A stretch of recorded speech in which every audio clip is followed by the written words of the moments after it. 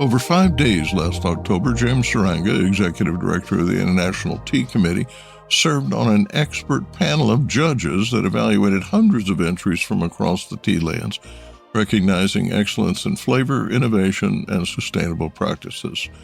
The 2025 edition of the Leafies, an international award celebrating artisan tea excellence, concluded this week with an awards program in London, followed by public tastings at Fortnum Mason.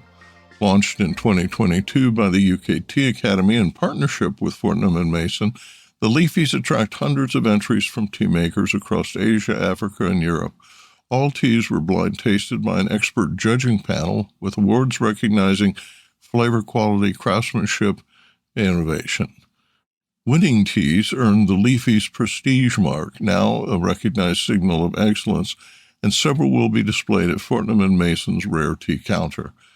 More than trophies, the Leafies continue to connect education, terroir, and a global tea craftsmanship on a single, credible platform. James Suranga is a senior global tea executive and head of the International Tea Committee, overseeing industry data, analysis, and policy engagement. A respected tea judge and speaker, he brings deep expertise in markets, production economics, and international trade dynamics. He holds a master's degree in marketing from Edith Cowan University. Welcome to the program, James. Thank you very much, Dan. Of the 411 teas entered this year, only 21 earned gold status. That level of selectivity reinforces the Leafies' reputation as a serious benchmark for artisan tea. From your perspective as a judge, what stood out in the 2025 entries? I thought this year was quite impressive. The kind of teas that we saw were quite varied, and we were really, really impressed by the quality. The other thing was that we deliberately shifted the award ceremony towards this year rather than having it last year. That was to allow some of the winners to apply for their visas to come over.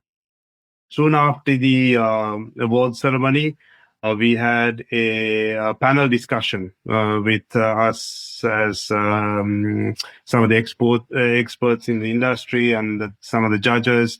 We delved into some of the industry pain points and latest issues and discuss with the audience as well.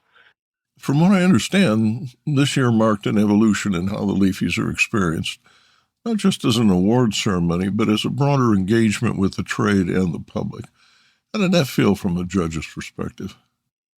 Usually, the award ceremony is one day only, but this time we had one day, first day as the award ceremony and the second half as the panel discussion. And the second day, the UKTA opened up to the tasting to the public. So where public could come free of charge, it was at Fortnum Mason at the studio, and people could just walk in and taste award-winning teas, literally, and also talk to those tea makers or the producers themselves and ask questions. And I saw a great deal of enthusiasm in that segment where, normal people who would know much about specialty teas and different terroirs to different ways of making teas and so on and so forth. So there was a lot of good conversation, I felt, and people are quite thrilled that we did that. Yeah, so overall, it was a very, very successful event, in my opinion. Judging also seems to have evolved. There were more entries, more judges, and a higher level of technical sophistication among the panel, including experienced industry veterans. Can you talk about how the judging process has matured? So, Dan, every year was the entries have grown. We've increased the judges as well. So people from the trade or experts have joined in willingly to judge, which is a great thing. And the most important thing, I always think that I believe it is the case with most other competitions, but here when we do the judging, it's all blind tasting. So names of estates or factories or producers who have entered are not disclosed.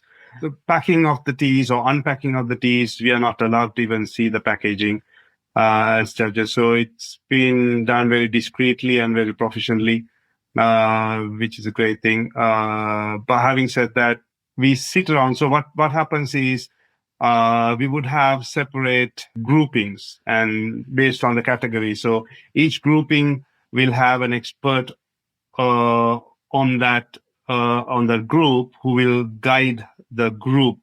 Say, for example, just giving an example, Japanese teas. So Asako is a Japanese tutor at the UK Tea Academy. So she will kind of head that group and guide the other judges as to what kind of criteria we're looking at and what is basically guiding them. And then, of course, each and every judge will give their independent opinion on a tea, and then the points are calculated. Attendance also appeared stronger this year from both producers and the wider audience. Did you sense that as well? That's right, Dan. I think there are more people who could attend, and not only the winners. I saw and felt that there was more numbers in terms of the audience. So audience who kind of came in, bought tickets and came in to witness this event, the award ceremony. So participation was really good, and out of all the years, I feel that this year was the best. Fortnum Mason has played a central role in hosting and supporting the Leafies. From your standpoint, how important has that partnership been? I think Fortnum's collaboration or support has been really helpful. They have given us the facility to do the tasting, which is a great facility. Their studio is a great facility with the right amount of lighting, the water, and the fact that it is held at Fortnum and Mason has given us great exposure. It was a fitting location to have this event.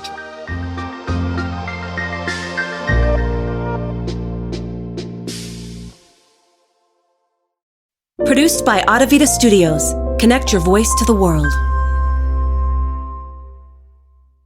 If you're a podcast host, listen up, this one's for you. My name is Allie Jackson. I'm the host of Finding Mr. Height, a dating and relationship podcast that I've been doing for 4 years now, sharing my positive and practical approach to dating that's built on my own life experience. And I wanted to share another experience that I've had, my secret behind monetizing my show. It's called Red Circle, and I was just telling my colleague about how much I love their platform. With Red Circle, not only am I getting a seamless hosting experience, but I also love the support I receive in ad sales. It's not just typical ad sales either. It's targeted opportunities based on my show and my life. And the platform is super simple. You just set your preferences and Red Circle matches you with sponsors that align with your show. You can vet every opportunity and their platform gives you great analytics. More recently too, my Red Circle team has brought me opportunities outside of my podcast on social media to really augment the podcast partnerships, bring them full circle. I just can't recommend them enough. If you want to give it a try, go to redcircle.com to get your free trial. That's redcircle.com for a free trial.